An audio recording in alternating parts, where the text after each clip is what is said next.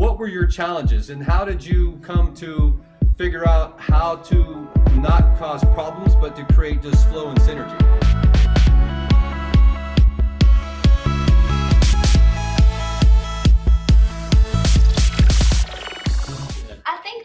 Definitely, because you do, like, your normal, the way that you've been taught normal when you go into entrepreneurship isn't normal anymore. And so the change of hours, the change of structure, it kind of throws you through a loop. And to be honest, I mean, there wasn't synergy a lot of times because expectations weren't being met.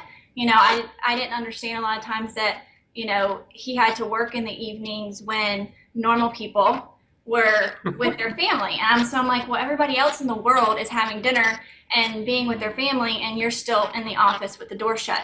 And so it took a lot of talking and me understanding, like, you have to go through like some hustle before you can get to like the smooth sailing. Mm-hmm. And we still have moments where we're like, oh, but now at least I know, because it's been so many years of living this, that I know that, every day is different. So some days he works a lot more than others. When there's a launch or something going on, he has to work a lot. But then there's some days where it's 1:00 and we're like, let's go somewhere, And so you just have to kind of know that your normal is not normal anymore. You have to find your new normal and be okay with that. And communicating and knowing what each other's expectations are is key.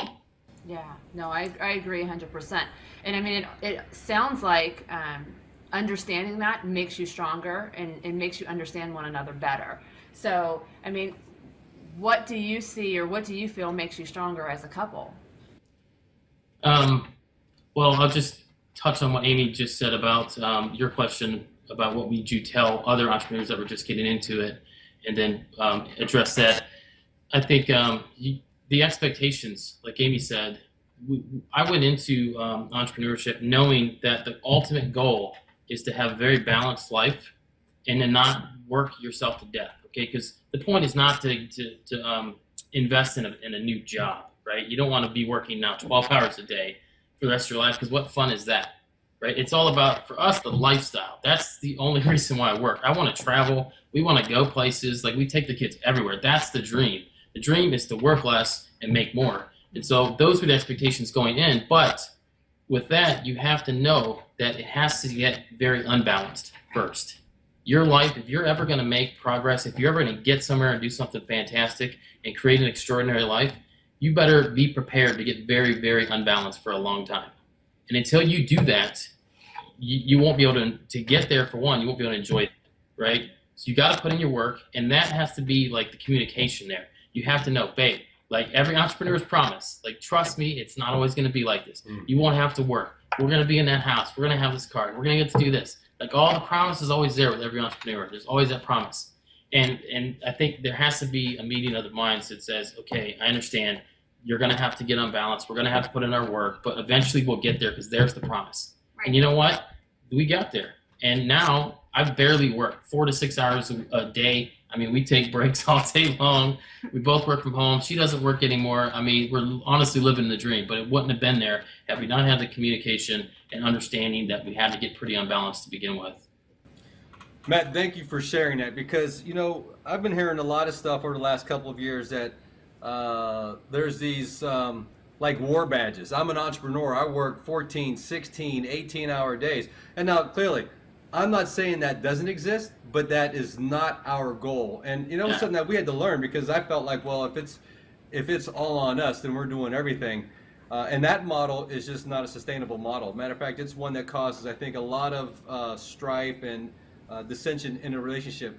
Once we realized about and started taking action on partnering, delegating, understanding Linda's strengths versus my strengths and vice versa, only did things start to smooth out. And like you, now we're able to, we're not killing ourselves every day, but there's still this whole idea that, to be an entrepreneur, I've got to have 80-hour work weeks.